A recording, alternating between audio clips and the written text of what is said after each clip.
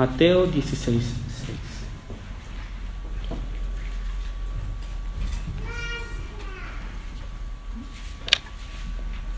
Y nos dice lo siguiente.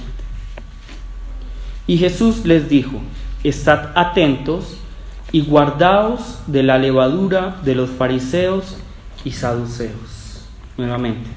Y Jesús les dijo: estad atentos y guardaos de la levadura de los fariseos y saduceos. Amén. Vamos a orar. Padre Dios, te damos muchas gracias por tu amor y por tu misericordia. Gracias por la palabra del día de hoy. Te pedimos, Señor, que esta palabra no sea solo información en nuestra cabeza, sino que llegue a lo profundo de nuestro corazón. Haz que estas no sean mis palabras, sino tus palabras, y que realmente entendamos lo que la palabra tiene para decirnos y lo pongamos en práctica, que es lo más importante, Señor. Oramos en el nombre de Jesús. Amén. Bueno, antes de comenzar, yo quisiera preguntarles, para los que quieran responder, ¿el cristianismo es una religión, sí o no? ¿Es una religión, sí o no? ¿No es una religión? ¿Es una religión? ¿Sí es una religión o no? Algunos dicen que sí, otros dicen que no. Bueno, seguramente todos habrán escuchado esa frase que dice: no, es que el cristianismo no es religión, sino que es relación, ¿cierto? Muy romántico, muy lindo. Pero vamos a ver qué nos dice la Real Academia acerca de qué es una religión, ¿cierto? ¿Qué es una religión según la Real Academia? La Real Academia es la que, digamos, organiza nuestro lenguaje. Entonces, lo que no está en la Real Academia no es realmente oficial. Lo que está en la Real Academia es lo oficial. Yo puedo decir que tal palabra me parece que es esto, pero si en la Real Academia no dice que es esto, no lo es. ¿Listo? Entonces, ¿qué es la religión? Es un conjunto de creencias o dogmas acerca de la divinidad. Divinidad puede llamarse de muchas maneras según la Real Academia. Entonces nosotros tenemos un conjunto de creencias.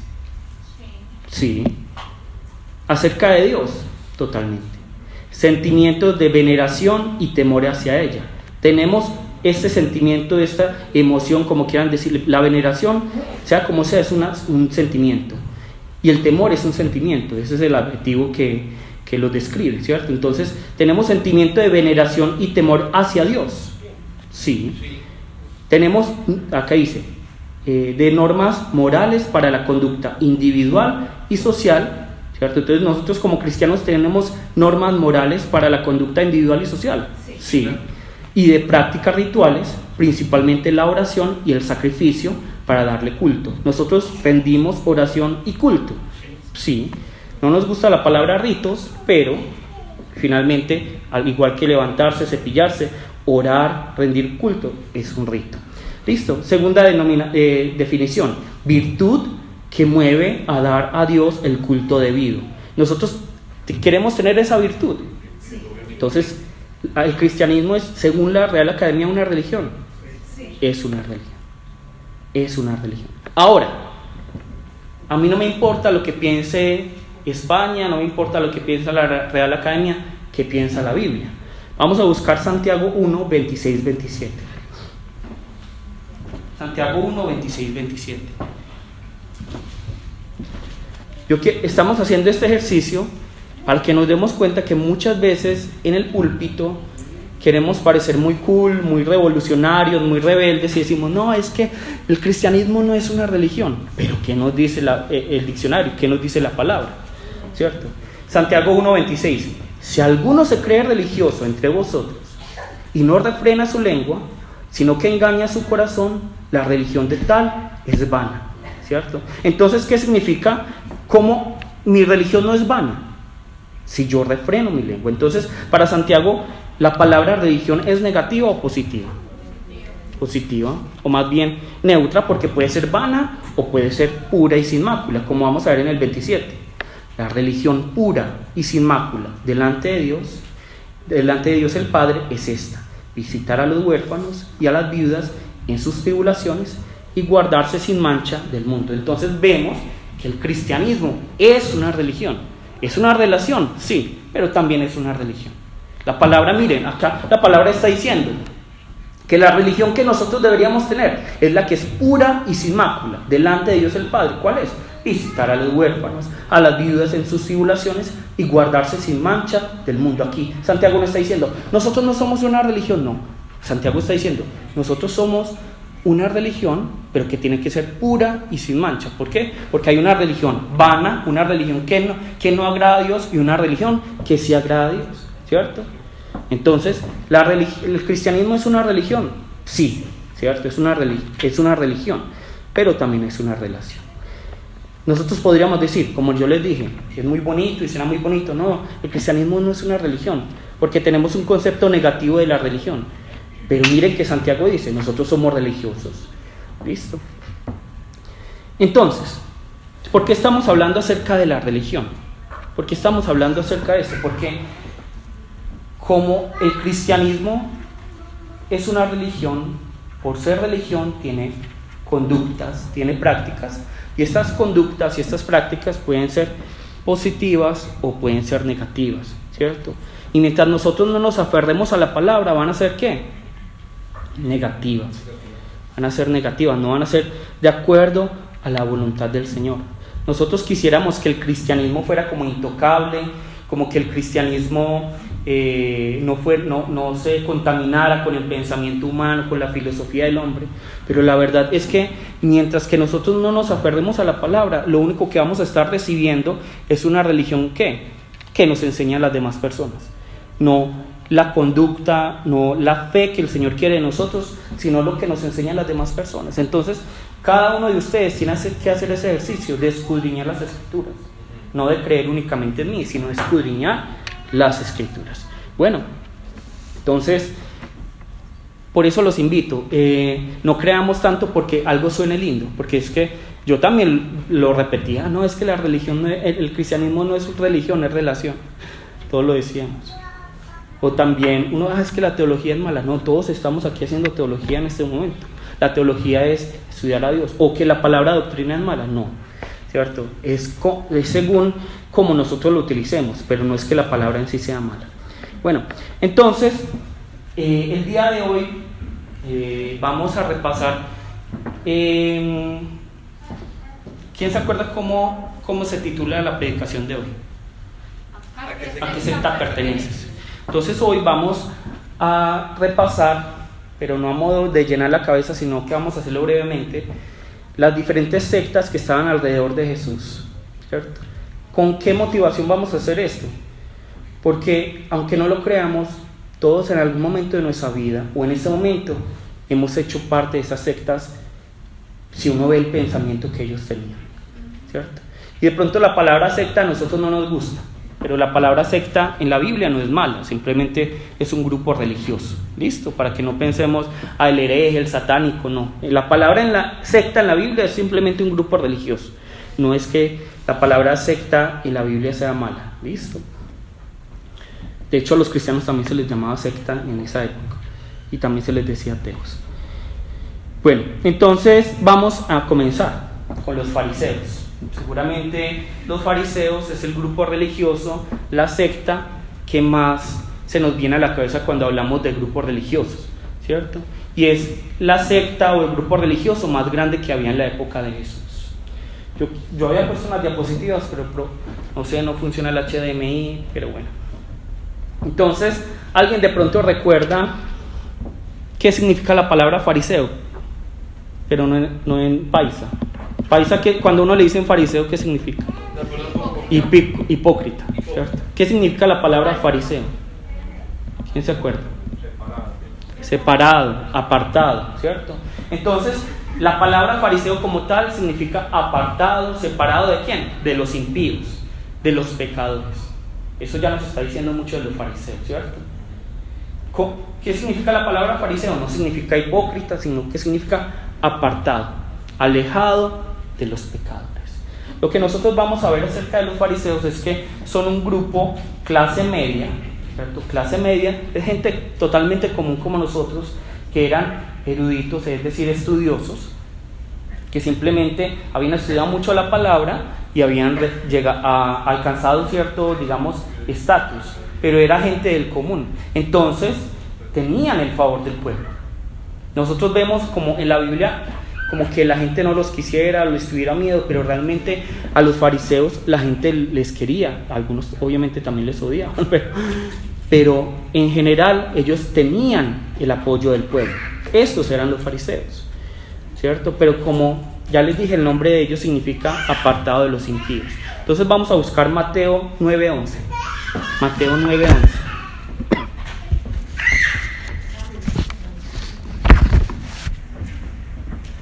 Mateo 9:11.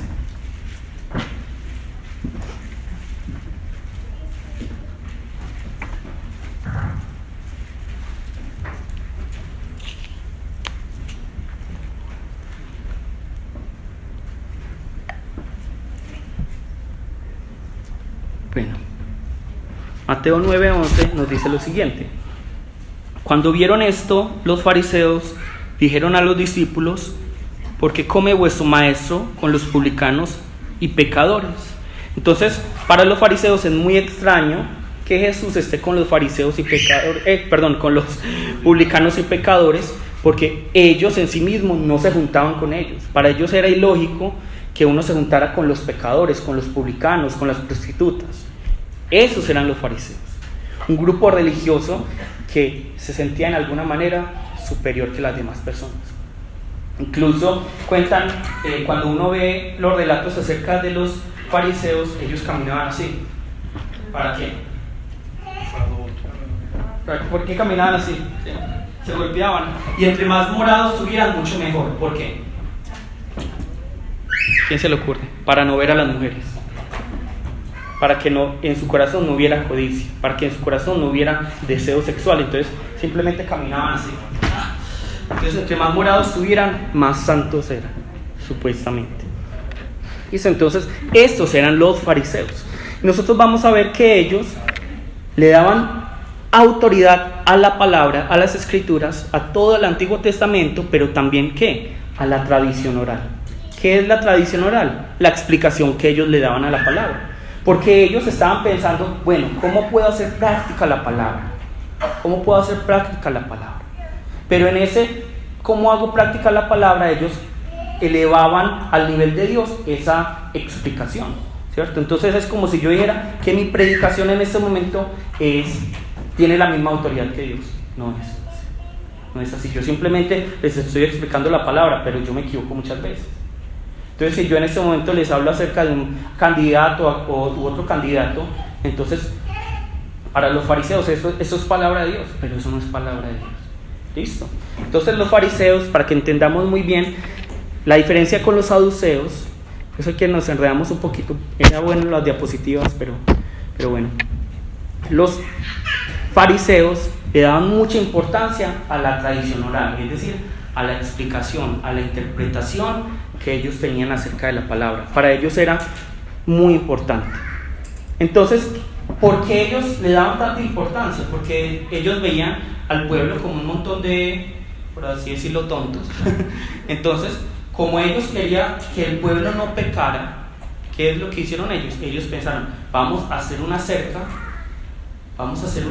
con nuestra interpretación para que la gente no incumpla la ley. Entonces, por si las moscas, vamos a hacer una ley. Vamos a hacer esta ley, vamos a hacer aquello. Entonces, ¿en qué se convirtió todo ese por si las moscas? Vamos a hacer una cerca alrededor de la ley para que la gente no peque. Simplemente empezaron a hacer normas y normas y normas y normas y normas, leyes y leyes que eran muy pesadas para cargar, tanto para el pueblo como para ellos. Están haciendo normas y normas y normas. Estos eran los fariseos. Están haciendo normas que no estaban en la palabra, pero para evitar que la gente pecara, las hacían. ¿Listo?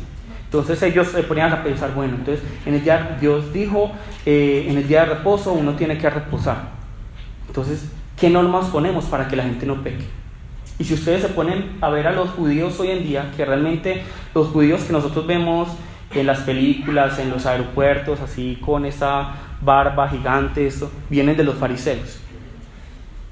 Y nosotros vemos, por ejemplo, ellos un sábado no pueden prender el switch de la luz ni apagarlo. Entonces, ¿qué? Actualmente. Son los ortodoxos, judíos ortodoxos. No, los judíos en general. Los judíos ortodoxos. Entonces, un compañero que trabajaba en un hostal, decía, no, es que los judíos cuando vienen al hostal me dicen, hey, apágame la luz por favor, que yo no puedo apagarla. Hey, por favor, mira los mensajes de mi celular, que yo no puedo hacerlo. Esos son los judíos. Son los judíos en este momento, ¿cierto? Entonces ponen normas y normas y normas y normas. Porque eso es trabajar, para ellos es trabajar. ¿Cierto? Para ellos es trabajo prender la luz, ¿cierto? Y vestirse. Vestirse, sí. Listo. Entonces, ellos, por ejemplo, no pueden calentar ciertas comidas. El día de reposo. El día de reposo, el sábado. Entonces uno ve que ellos desde mucho antes están organizando para que no tengan que trabajar. ¿Listo? Ellos, por ejemplo, no pueden hacer mudanza los sábados, obviamente, porque tienen que reposar. Bueno.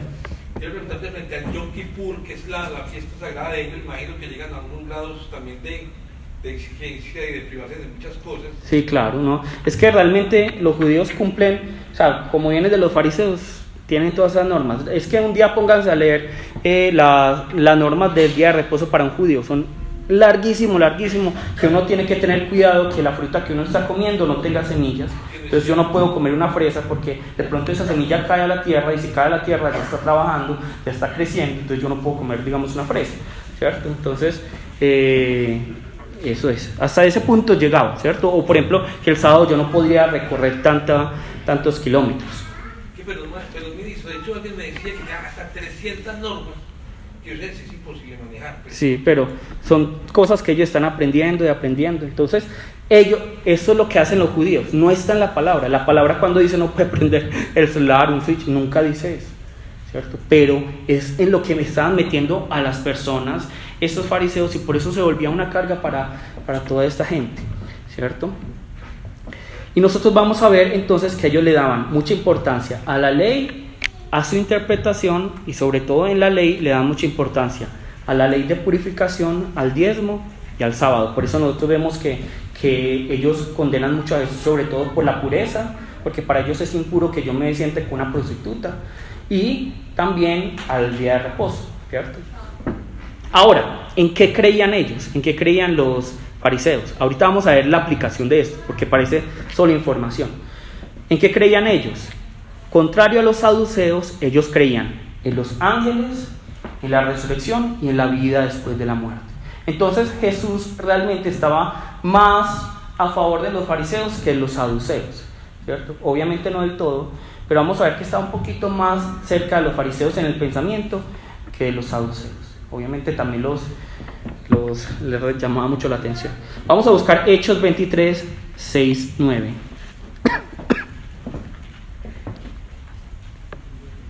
Hechos 23, 6, 9.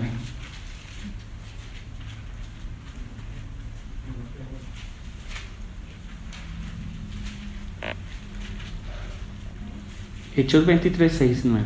Listo, nos dice lo siguiente. Entonces Pablo, notando que una parte era de saduceos y otra de fariseos, alzó la voz en el concilio. Miren, es que Pablo es muy inteligente y la Biblia es muy graciosa. Entonces Pablo ve que hay unos saduceos y otros fariseos. Y Pablo dice lo siguiente: varones hermanos, yo soy fariseo, hijo de fariseo. Acerca de la esperanza y de la resurrección de los muertos se me juzga. Entonces cuando dijo esto, se produjo disensión entre los fariseos y los saduceos, y la asamblea se dividió. Porque los saduceos dicen que no hay resurrección, ni ángel, ni espíritu, pero los fariseos afirman estas cosas. Y hubo un gran vocerío, y levantándose los escribas de la parte de los fariseos, contendían diciendo: ningún mal hallamos en este hombre, que si un espíritu le ha hablado o un ángel, no resistamos a Dios. Entonces miren que Pablo es muy inteligente y la Biblia es muy cómica, ¿cierto? Él ve que hay saduceos y fariseos y los pone a pelear, para que no se fijen tanto en él, ¿cierto? Pero lo que vemos aquí es que los fariseos creen en los ángeles, en los espíritus, en la resurrección y en la vida después de la muerte. Los saduceos no. Bueno, entonces ya, solo teniendo esto en la cabeza de lo que yo les he dicho, en la práctica, nosotros como somos parte de esta secta de los fariseos, en la práctica, porque muchas veces en la práctica nosotros mismos somos fariseos. No nos gusta esta palabra, pero muchas veces somos fariseos. ¿Quién nos puede decir? Cuando ponemos normas, como damos interpretaciones de la palabra de cosas que uno dice y le decimos al otro, tienes que hacer esto porque es que es lo que Dios quiere o lo que la Biblia dice. Eso es, cuando mi interpretación, que puede que no sea bíblica, yo la subo al nivel de Dios, ¿cierto? Entonces con esto cargo a la otra persona. ¿Qué más? ¿Qué más? Vamos a buscar Mateo 23, que vamos aquí a ver cómo Jesús le llama la atención a los fariseos. Mateo 23.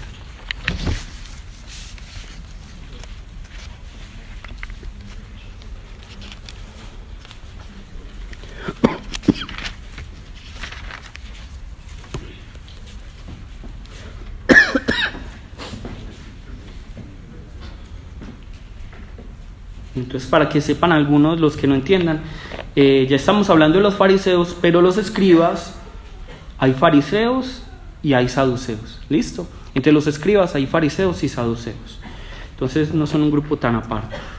Vamos a buscar el versículo 3 y 4. De modo que más bien aquí que en Reina Valera. Así que todo lo que os digan que guardéis, guardadlo y hacedlo, mas no hagáis conforme a sus obras, porque dicen y no hacen, porque atan cargas pesadas y difíciles de llevar y las ponen sobre los hombros de los hombres, pero ellos ni con un codo quieren moverlas. Amén. Con un dedo, ¿verdad? Entonces nosotros vemos, muy difícil mover las cosas con un codo, ¿cierto? Entonces nosotros vamos a ver que los fariseos, y ahí es cuando nos tenemos que evaluar cada uno, tienen una incongruencia entre lo que ellos enseñan, entre lo que ellos dicen y cómo viven. Entonces aquí es donde cada uno tiene que evaluarse y preguntarse, bueno, ¿será que yo muchas veces digo que creo en el Señor? Muchas veces yo enseño la palabra, ¿y será que yo sí estoy viviendo de acuerdo a esto? ¿Cierto? No estoy diciendo que no nos equivoquemos, somos totalmente imperfectos, pero si es recurrente, si no me importa, simplemente yo enseño, pero en la casa, en mi familia, en el trabajo yo vivo a mi manera y no según la palabra del Señor, entonces ahí sí hay un problema. Porque yo muchas veces les enseño aquí la palabra y yo también me estoy predicando a mí, yo soy el primero que tengo que cambiar, y eso yo lo tengo muy claro y ustedes lo tienen que tener claro.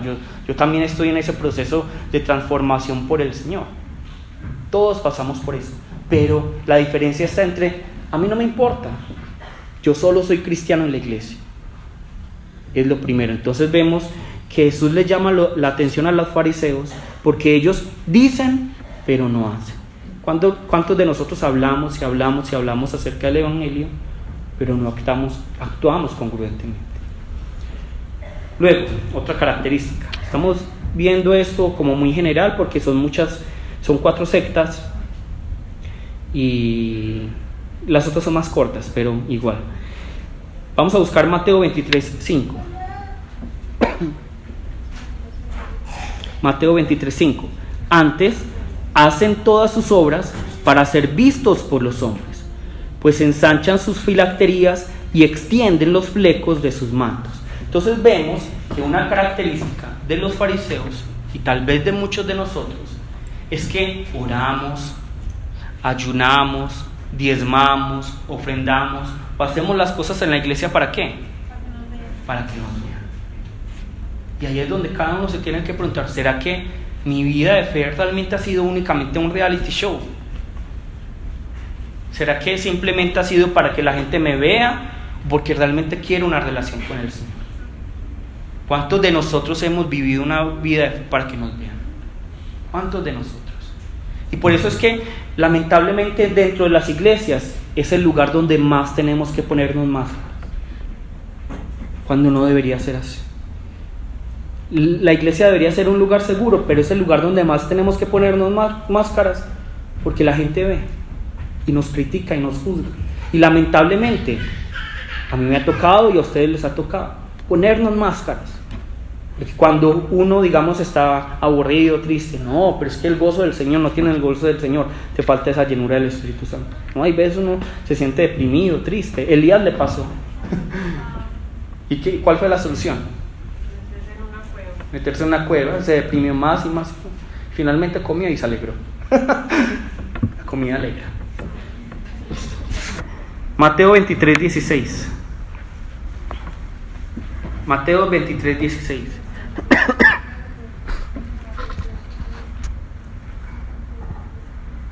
Ay de vosotros guías ciegos, que decís, si alguno jura por el templo, no es nada, pero si alguno jura por el oro del templo, es deudor.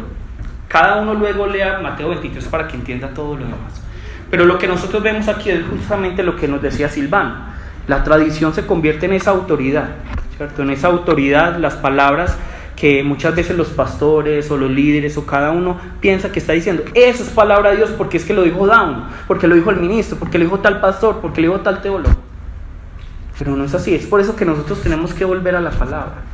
Y por eso es que yo siempre les he dicho, hay pastores que dicen, si tú lo que yo te estoy diciendo no lo obedeces, estás blasfemando al Espíritu Santo. Eso es mentira, eso es mentira, ¿cierto? Eso es muchas personas que quieren abusar de su estatus espiritual, de su autoridad, de la autoridad que tienen, pero realmente no es así. ¿Listo? Nosotros tenemos que someternos únicamente a la palabra. Veamos Mateo 23:23. Ay de vosotros escribas y fariseos hipócritas, porque diezmáis la menta y el eneldo y el comino, y dejáis lo más importante de la ley, la justicia, la misericordia y la fe. Esto era necesario hacer, sin dejar de hacer aquello. Guías ciegos, que coláis el mosquito y tragáis el camello. Amén. Entonces vemos que para los fariseos lo más importante eran las cosas pequeñas, pero no realmente la voluntad del Señor. Para Dios es importante, según lo que vemos aquí la palabra, ese diezmo.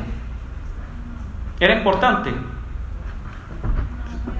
Sí, mire que aquí dice que sí es importante.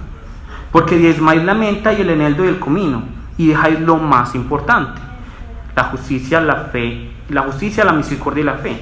Esto era necesario hacer sin dejar de hacer aquello, ¿cierto? Entonces, eso está diciendo, sí, el diezmo de la menta, el eneldo y el comino son muy importantes.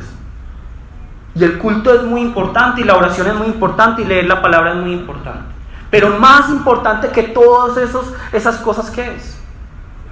La justicia, la misericordia y la fe. Eso es lo que el Señor está diciendo.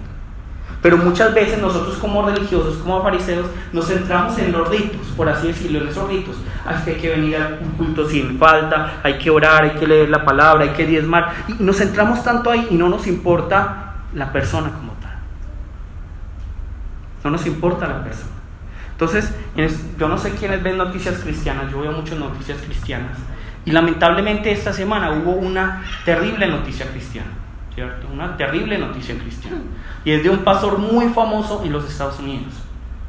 Entonces él dice, la mujer debe someterse al hombre, y la mujer debe perdonar 70 veces 7 a ese hombre, ¿cierto? Eso pasó como en el 2010. Y entonces, como esta mujer decía, yo no quiero, entonces, ¿qué es lo que hizo ese pastor? Antes se va de la iglesia, la excomulgó. En estos días, ¿qué fue lo que pasó?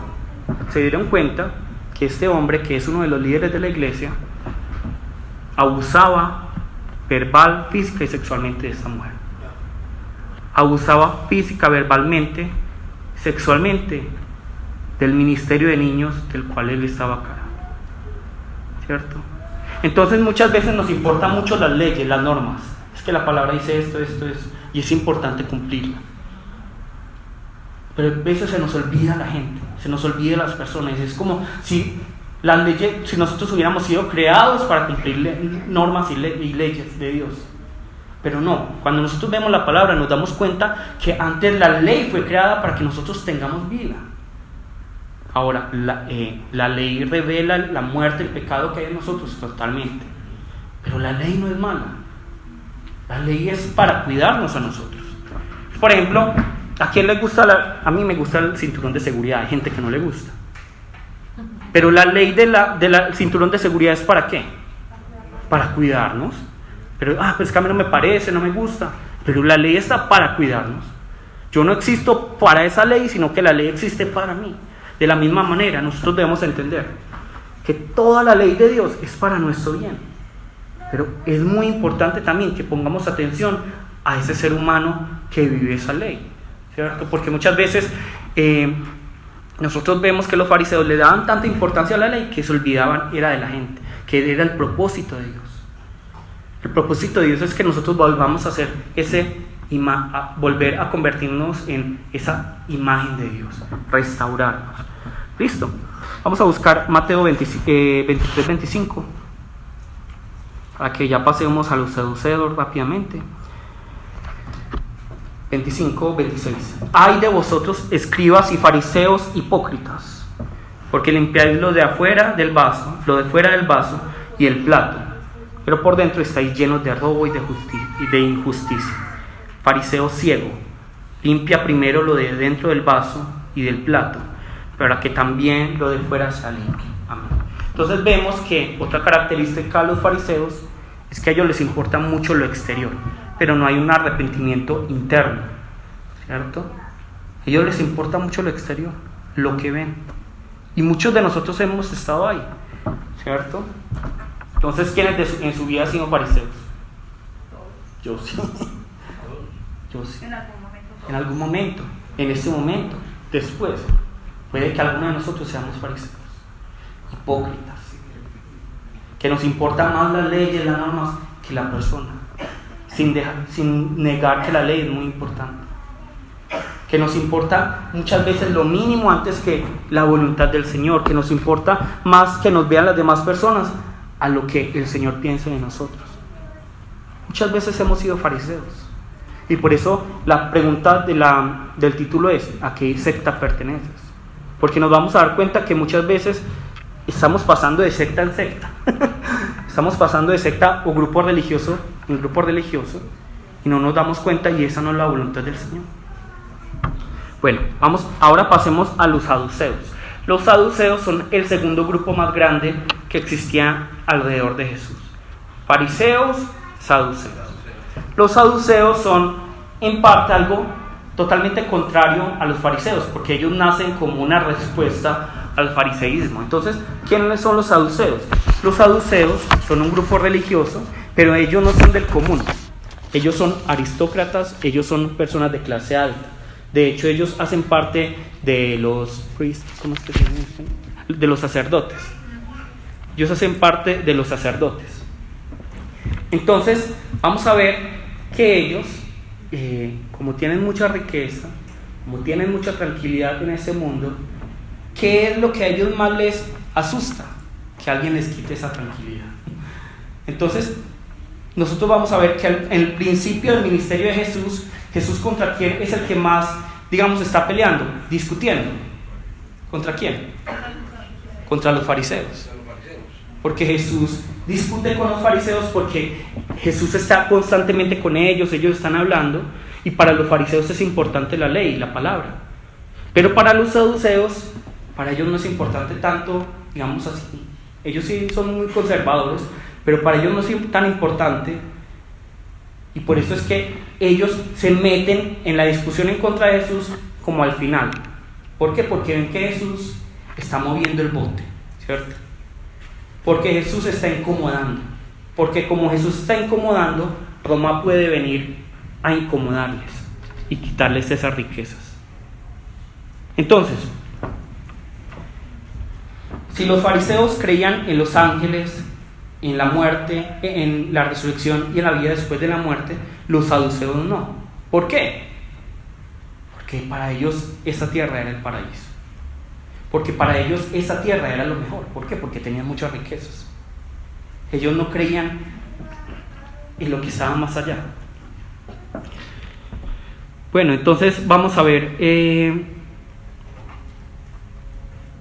la actualidad, en la práctica, cuando nosotros somos saduceos. ¿Cuándo somos saduceos nosotros? cuando se nos olvida que hay una resurrección. Y muchos de nosotros vivimos de esa manera, viviendo como si no hubiera una resurrección. Pero lo que se nos olvida es que lo más importante para nosotros como cristianos, ¿qué es? La resurrección, la vida eterna. Y eso nunca se nos puede olvidar. ¿En qué consiste el Evangelio? Vamos a buscar 1 Corintios 15. Vamos a buscar 1 Corintios 15. Y ahí, ese es el problema realmente del cristianismo liberal. No estoy hablando de conservadores y liberales en la política, sino el cristianismo liberal o el cristianismo que hoy está en boga, que es el cristianismo deconstruido. No sé quiénes han escuchado acerca de eso. Es la deconstrucción del cristianismo, que es muy peligroso, ¿cierto? Entonces, vamos a buscar en qué consiste el Evangelio. 1 Corintios 15, 1-4. Además os declaro, hermanos, el Evangelio que os he predicado, el cual también recibisteis, en el cual también perseveráis. Por el cual, asimismo, si retenéis la palabra que os he predicado, sois salvos. Si no creísteis en vano. ¿Listo? Entonces, ¿en qué consiste el Evangelio? Hoy en día, el problema del cristianismo deconstruido, del cristianismo liberal, es que como yo no entiendo muchas cosas de la palabra, como todo me parece muy sobrenatural, ¿qué es lo que hago? Yo simplemente lo bajo a la tierra. Lo bajo a la tierra y digo, no, es que no hay resurrección. Es que no hay ángeles, no hay espíritus. Yo bajo todo eso a la tierra y lo bajo a mi nivel para yo poder entenderlo. Entonces, simplemente, las 10 plagas de Moisés, ¿qué es lo que pasa? ¿Qué es lo que pasa con las 10 plagas de Moisés? Eso no fue Dios. Es un evento que lleva a otro, que lleva a otro, que lleva a otro. Es una explosión de ¿cómo es que llaman? Un volcán. Entonces, que por eso pasó todo eso. Que Jesús caminó sobre las aguas por Entonces tratan de explicarlo todo racionalmente con la cabeza y tratan de bajar a Dios al nivel de nosotros. Ese es el problema del cristianismo liberal de hoy en día, ¿cierto? Pero miren lo que nos dice la palabra. El Evangelio es este. El Evangelio no es otro, es este. Vamos a buscar versículo 3. Porque primeramente os he enseñado lo que asimismo recibí, que Cristo murió por nuestros pecados conforme a las Escrituras, y que fue sepultado y que resucitó al tercer día conforme a las Escrituras. Entonces vemos que el Evangelio, ¿qué es? Que Cristo murió y resucitó, y esa es nuestra esperanza. Ese es el Evangelio que nosotros debemos enseñar. Nosotros no debemos estar aquí enseñando, bueno, cómo vamos a ser felices, cómo vamos a tener comodidades, cómo vamos a tener prosperidad, no. El Evangelio que nosotros debemos enseñar, y el Evangelio que debe estar en nosotros, ¿cuál es? Que Cristo murió y resucitó. Y esa es nuestra esperanza. Esa es nuestra esperanza, donde nosotros tenemos que poner nuestros ojos. Obviamente no nos podemos desligar de lo que está en esta tierra, pero es poner nuestros ojos en la esperanza que tenemos, que es la resurrección de los muertos. Estaba escuchando un podcast cristiano, donde dice: yo no pienso mucho en la resurrección. A mí no me importa eso de la resurrección. No me importa si la resurrección es cierta o no. A mí lo que más me importa es vivir bien en este mundo. Vivir en este mundo amando a mi enemigo, perdonando a mi enemigo, queriéndome los unos con los otros. A mí no me importa eso de la resurrección, no lo pienso mucho. ¿Y qué nos dice? Vamos a buscar 1 Corintios 15, 11-14. Porque o sea yo, o sean ellos, así predicamos, y así habéis creído. Pero si se predica de Cristo que resucitó de los muertos, ¿cómo dicen algunos entre vosotros que no hay resurrección de muertos? Algunos obviamente les parecía ilógico que Jesús hubiera resucitado y decía: Jesús no resucitó. Pero miren lo que nos dice la palabra.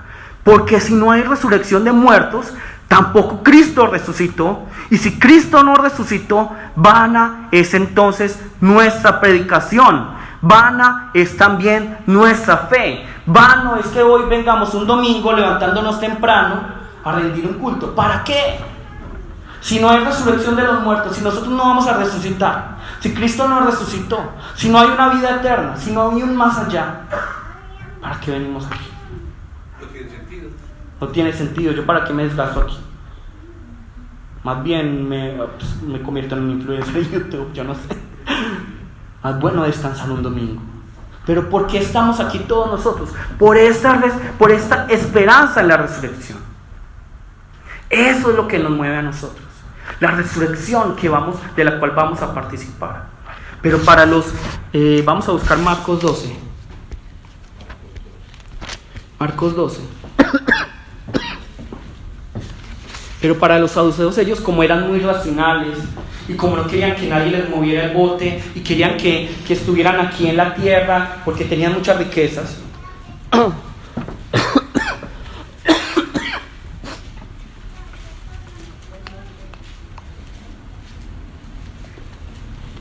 la palabra mover el bote en español es raro. Es que así se... Bueno. Entonces miren, los saduceos vienen donde Jesús y le dicen: la resurrección no existe. Vamos a buscar Marcos 12, ¿cierto? 18.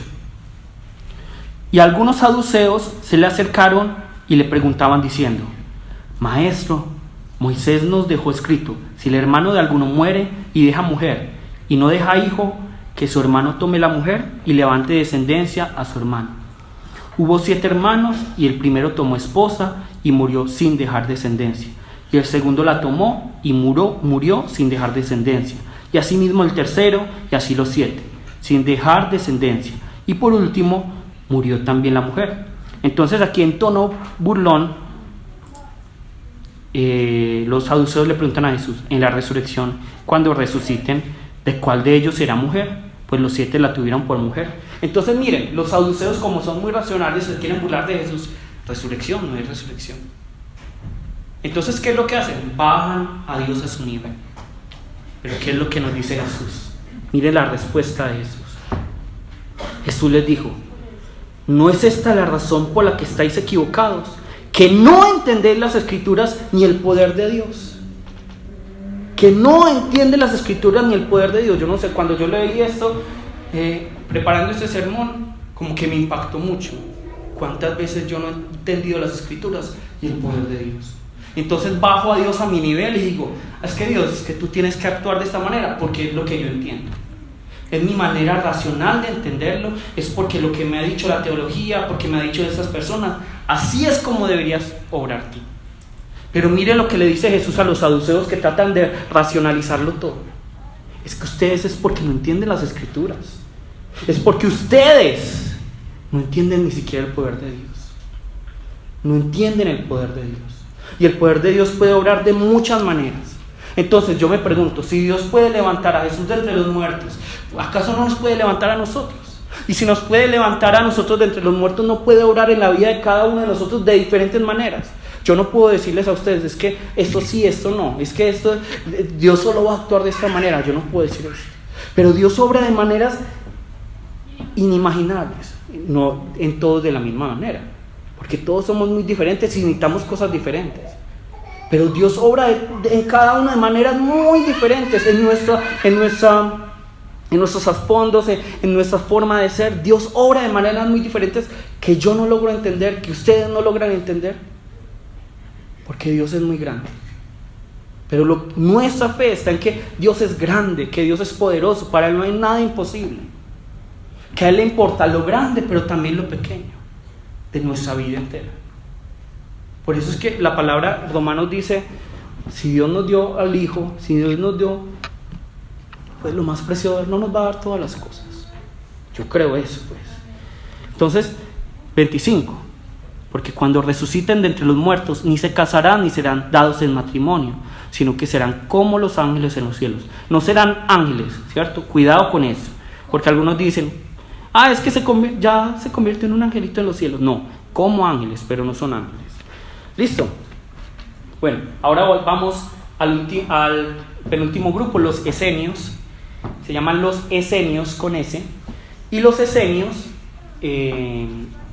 son un grupo que no aparece en la Biblia, pero que se hacía parte digamos, eran contemporáneos de Jesús, y vamos a ver que ellos eran religiosos que simplemente no querían tener ninguna relación con la gente, no querían tener relación con la sociedad. ¿Por qué? Porque ellos decían, no, nosotros nos tenemos que mantener puros y no nos parece que este mundo sea puro, entonces vamos a alejarnos completamente, ¿cierto? Y si tú quieres hacer parte de este grupo, ¿qué es lo que tienes que hacer? Tienes que pasar por un curso de 3 años para volverte puro, ¿cierto? Entonces ellos tenían esto en la cabeza tanto que, digamos, yo soy el líder y Silvana está comenzando, si yo la toco a ella, yo me vuelvo impuro. ¿Cierto? Ese era el pensamiento de ellos. O sea, ellos tenían, digamos, cierto desprecio por el cuerpo, desprecio por la sociedad, desprecio por la riqueza, desprecio por todo lo material. Entonces compartían todo. Incluso ellos hablaban acerca del celibato. ¿Todos saben qué es celibato? ¿Cierto? Que no tenían relaciones sexuales, y por eso es que esa es una de las razones por las que desaparecieron realmente.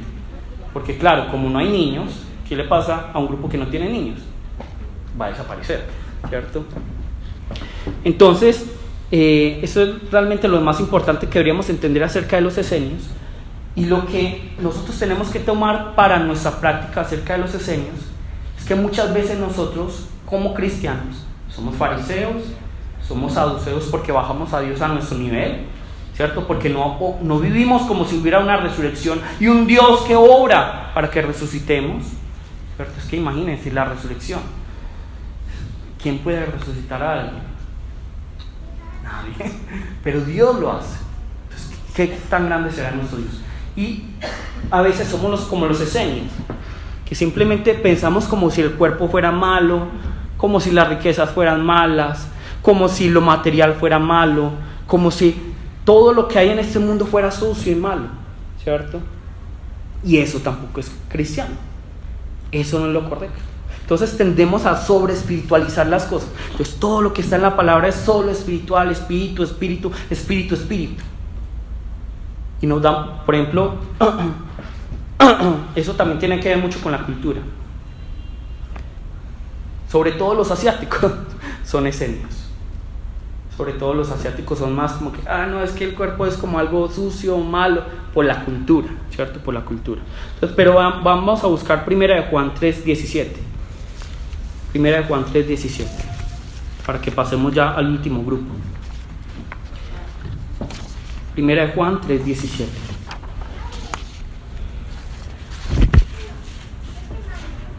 Y tenemos que tener cuidado con esto, sobre espiritualizar todo, ¿cierto? Sobre espiritualizarlo todo.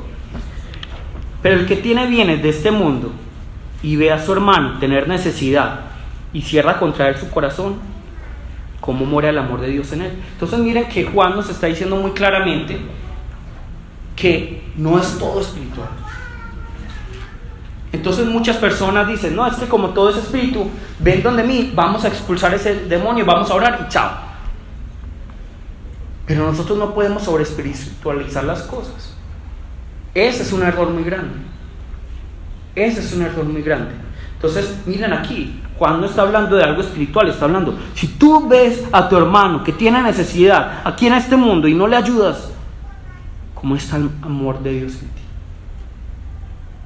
Listo, entonces nosotros no podemos creer que como cristianos, como tenemos un Dios que es gigante y grande, entonces ya estamos a otro nivel.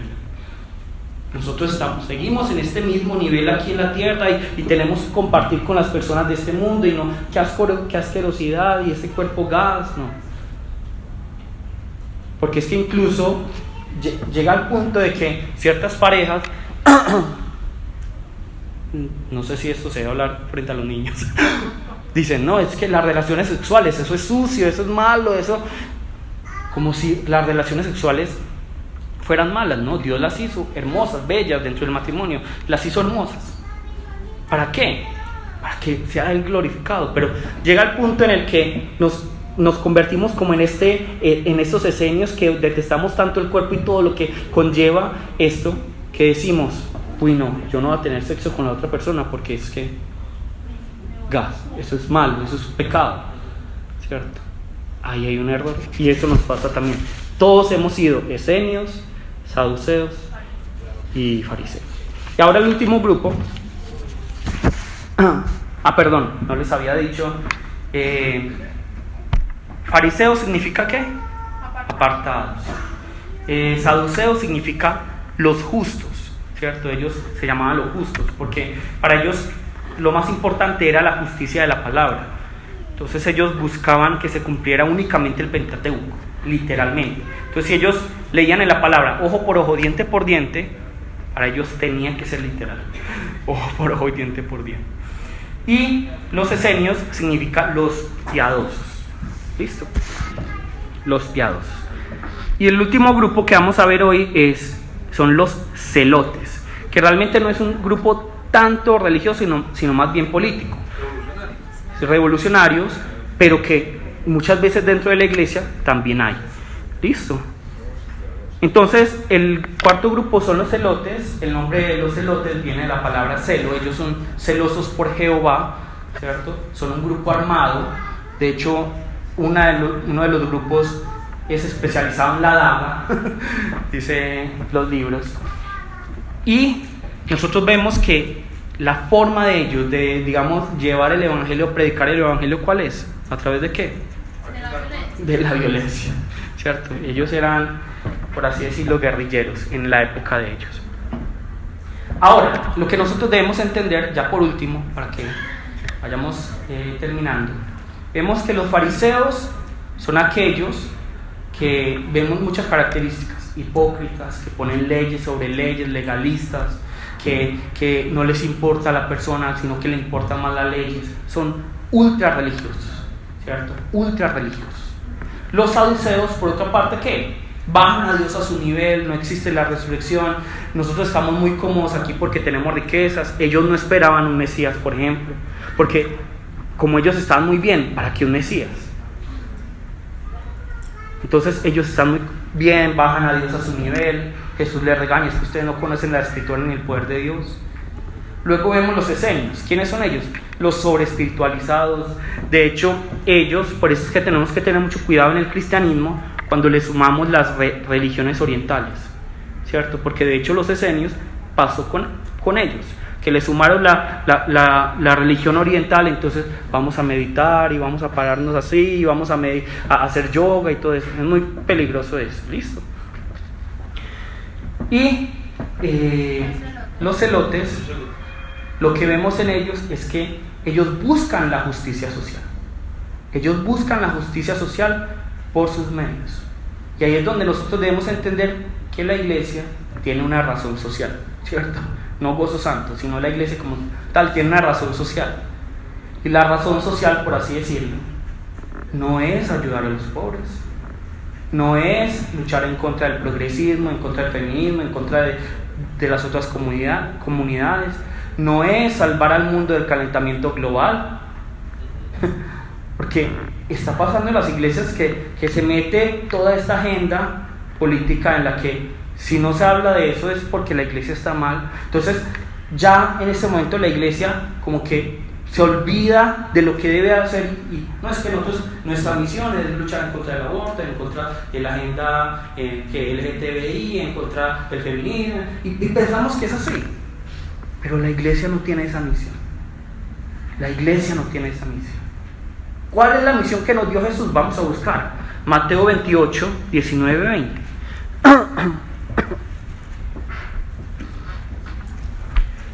Y el problema es que como cristianos hemos incluso negociado ciertos principios que son muy cristianos simplemente para aceptar.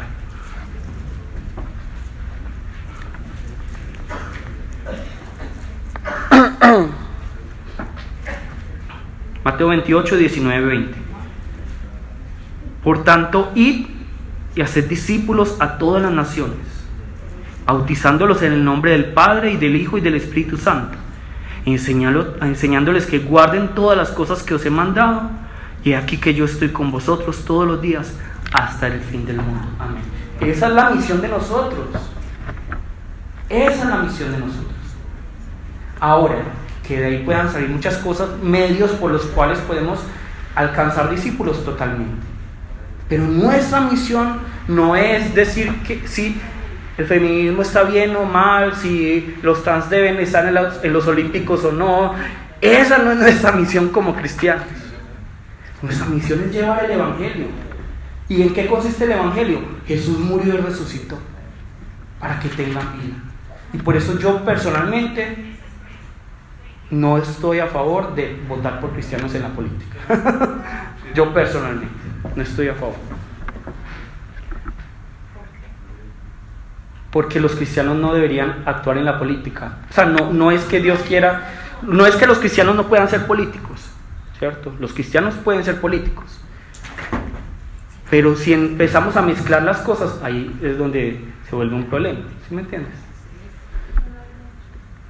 Entonces, nosotros vemos, incluso Jesús dice, al César lo del César y a Dios lo de Dios.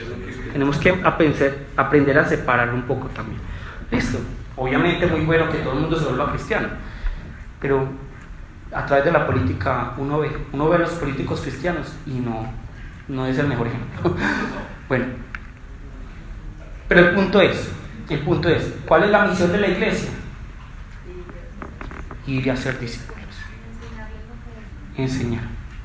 Ahora, viendo todo esto, nosotros entendemos que como cristianos muchas veces hemos estado en varias sectas. Y en todas estas sectas tenemos que aprender totalmente. Pero lo que la palabra en general nos está diciendo es, tenemos que estar en Jesús. Tenemos que estar en Jesús. Porque a Jesús es el que realmente le importa cada persona. Porque a Jesús es el que realmente le importa a la mujer, al que le importa realmente la situación de cada uno de nosotros. Nosotros vemos esto en la palabra del Señor. Listo. Entonces, los invito a que cada uno se evalúe el día de hoy, a que se pregunte en qué secta está y si debe venir a Cristo. ¿Qué nos puede dar la solución? Ir a Cristo. Tener nuestra esperanza en la resurrección. Poner nuestros ojos en el Dios Todopoderoso. Empezar también a poner nuestros ojos en aquellos que son imagen de Dios, que tanto se nos olvida. Yo los invito a que, por favor, ¿cierto?, estemos pendientes de las personas que nos rodean. En las iglesias muchas veces se perpetúa como ese abuso también, ¿cierto? Pero nosotros no podemos seguir así. Tenemos que luchar en contra de todas esas injusticias totalmente. La iglesia debería ser ese lugar como yo les dije, un lugar seguro donde hombres y mujeres puedan estar. Esa debería ser la iglesia, pero para ello debemos salirnos de estas sectas que más bien hacen daño al cristianismo. ¿Listo? Bueno, vamos a orar y vamos a pedirle al Señor que nos permita examinarnos, darnos cuenta en qué secta estamos y vamos a encomendarle nuestra vida. Vamos a orar. Padre Dios, te damos muchas